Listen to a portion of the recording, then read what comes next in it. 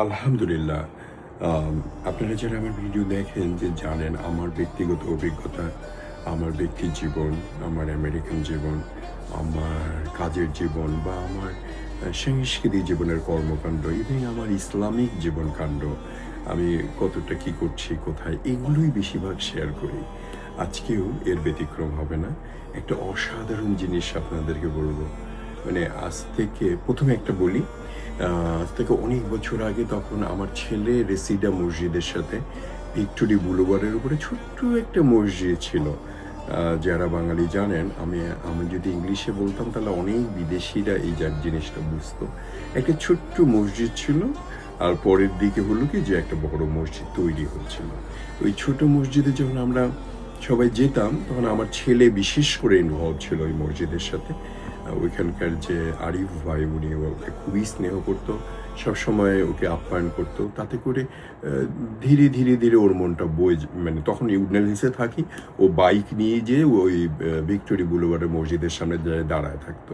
এই করে করে মসজিদটা যখন বড় হওয়া শুরু হলো, তখন কাজ হচ্ছে, যেখানে কাজ হচ্ছে তো সেখানে সেখানে আমরা একটা রোজার মাস চলে আসছে, কিন্তু ওখানে যাওয়া নিষেধ, যে কিন্তু ওর কাঠকুট্টা আছে, এইদিকে কাঠ, এদিকে সিমেন্ট, এদিকে ধুলাবালি, কাজ হচ্ছে বিল্ডিংয়ে।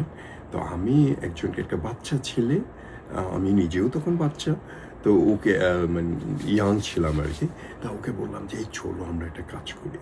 কী করবা? আমি ওই মসজিদের ভিতরে ঢুকি, ওই মসজিদটা বানাচ্ছে, ঢুকে তুমি আর আমি কালকে নামাজ পড়ি।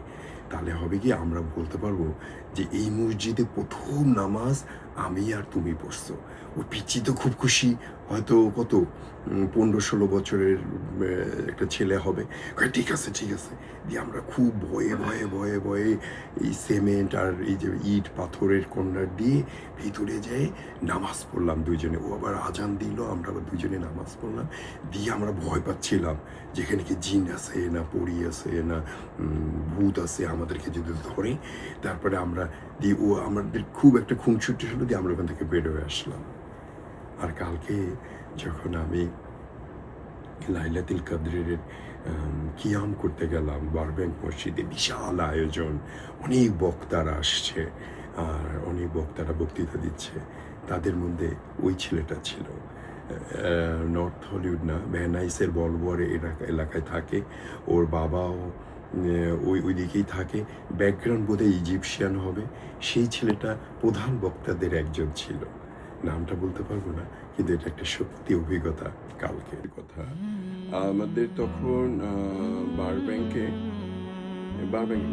তখনও হয়নি, ভিক্টোরিয়াতে রেসিডা মসজিদে ওই ছোট্ট একটা ঘরে আমরা নামাজ পড়তাম, কুটি খয় ইফতারি করতাম ফ্যামিলির মতো। আমরা সবাই আমি একটু বেকুব ছিলাম, আমি সবসময় একটু চন্দ্রচারা। তারপরেও ওই সময়টার মধ্যে সোহেল নামে একটা খুব বিজ্ঞ ইজিপশিয়ান, মানে আমেরিকায় জন্ম কিন্তু ইজিপশে পড়াশোনা করেছে, ও আমাদের ক্লাস নেওয়া শুরু করলো। তো ওর মধ্যে ওর বাবাও আসতো, ওর বাবা মা বোনেরা আসতো। আমি যেতাম, আর আমাদের বাঙালি যে অনেক জানে, নলেজেবল, ইসলামিক নলেজ, ইজিপশিয়ান থেকে পড়াশোনা করে। তো ওর যখন ওইটা ক্লাস নিচ্ছিল, তখন ওর বাবার সাথে সাথে আর একটা ছেলের যে বাবা আর একটু বয়স্ক লোক ছিল, তখন বোধহয় ওনারা আমার বয়সী, এখন যেমন আমি। তো ওরকম বয়সী ছিল, আমি একটু ইয়াং ছিলাম, আমার ছেলে তো ওরা আমার একটা থাকে না, একটা হোয়াইট ছেলে মসজিদে আসছে, ইসলামিক নলেজ দিচ্ছে, আর ক্লাসটা ছিল পুরো ইংলিশ। তো তখন তো ওর মধ্যে যে ছিল, তারই আর 2-4 বছর পরে যখন বিশাল মসজিদ হয়ে গেল তখন এক ঝাঁক ছেলে, শিক্ষায় শিক্ষিত, ইসলামিক নলেজেবল, ইরান মানে আমেরিকায় জন্ম, মানে ক্রিস্টাল ক্লিয়ার ইংলিশ, ওরা আসলো। এই তরুণ ইয়াং জেনারেশন এরকম নিয়ে ওরা অনুষ্ঠান শুরু করলো, রোজার মাসে হোক আর মানে উইকেন্ডে হোক, ওরা শুরু করলো। তার মধ্যে একটা ছেলে জিসান, তো ওর সাথেও পরিচয় হলো, যেহেতু ওর বাবাকে আমি চিনি, সেহেতু ও একটা আঙ্কেল বলে একটা খুব শ্রদ্ধা একটা সে ছেলেটাও কালকে লাইলাতুল কাদরে জিসান নাম, ও ছিল একজন প্রধান কর্মকর্তা।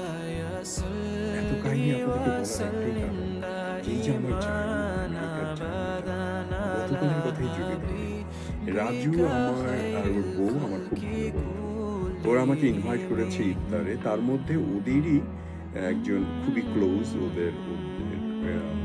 আমার যে এখন নাতনি, যার কথা আপনাদেরকে আমি বলেছি, সেই পিচ্চি ছেলেটা আসাতে ওর বাবা মার সাথে ওদের একটা দারুণ বন্ধুত্ব, সখ্যতা, ওর মামার সাথে ওদের একটা দারুণ রিশতা আছে।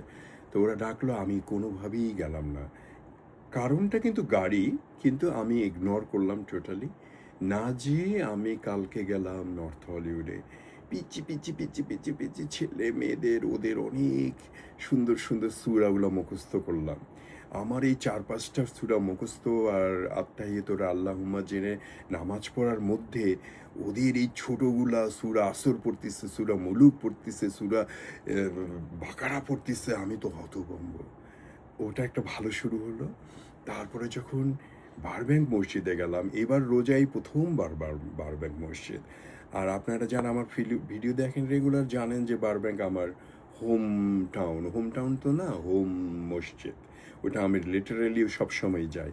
সেখানে প্রথমবারের মতো ইফতার না করলেও তারাবি পড়লাম, তাহাজ্জুদের নামাজ পড়লাম, বেতরের নামাজ পড়লাম, তারপরে ওখানে সারা রাত থাকলাম। প্রধান বক্তাদের যাদের নাম বললাম, জিসান বা ওই ছেলেটা, ওদের বক্তৃতা শুনলাম, নামাজ পড়লাম, দোয়া করলাম, কোরআন পড়লাম, অনেকের সাথে সোশ্যাল হলাম, অনেকের সাথে কথা বললাম, আর করলাম সুহর। মিথ্যা কথা যদি না বলি, এই রোজার মাসে এই প্রথম আমি সেহেরি খেলাম।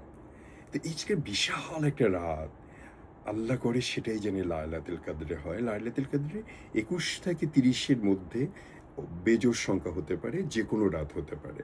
অনেক ধরনের অনেক হাদিস আছে। আমাদের কথা হচ্ছে লাস্ট 10 ডেজ আমাদেরকে নিবেদিত হতে হবে আল্লাহর ধ্যানে, আমাদের অনুপ্রাণিত হবে, নিজেকে চেঞ্জ করতে হবে। এটাকে এমনভাবে নিতে হবে যেন আমাদের রোজার পরেও যেন আমরা নামাজ পড়তে পারি, মসজিদে যেতে পারি, নিজেরা ভালো থাকতে পারি, পরিশীলিত হতে পারি। কিছু যদি না পারি, হৃদয়টা পরিষ্কার করতে পারি। ভালো থাকুন, সুস্থ থাকুন। কালকের লাইলাতুল কাদরে অরিজিনাল লাইলাতুল কাদরে ২৭শে রমজান হতেও পারে, যেটা এখনো আসেনি, এই সানডেতে হবে। তো সবাই ভালো থাকুন, সুস্থ থাকুন, আর সবাই সবার জন্য দোয়া করুন। একদিকে ইরান, অন্যদিকে আমেরিকা, অন্যদিকে খাজা মর্তুজের বিধ্বস্ত জীবন, ভাঙাচোরা গাড়ি, আর ইফতার নিয়ে আমরা বাড়াবাড়ি করছি, যেখানে আমাদের ইবাদত করাটা, মোনাজাত করাটা, আমাদের কোরআন পড়াটা, সুন্দর করে নামাজ পড়াটাই আমাদের ব্রত, আমাদের হওয়া উচিত এবং হবে। আমার ধর্মপ্রাণ বাঙালি ভাইরা, আমি আমার খুব ইচ্ছা ছিল এই জিনিসটা ইংলিশে করার, কিন্তু যেটা করলাম, হয়তো ইউটিউব ওরা ইংলিশ করে দেবে, না হলে আপনারা তো আছেনই। দেখুন, সবাই ভালো থাকুন, সুস্থ থাকুন। খাজা মর্তুজ ফ্রম ক্যালিফোর্নিয়া।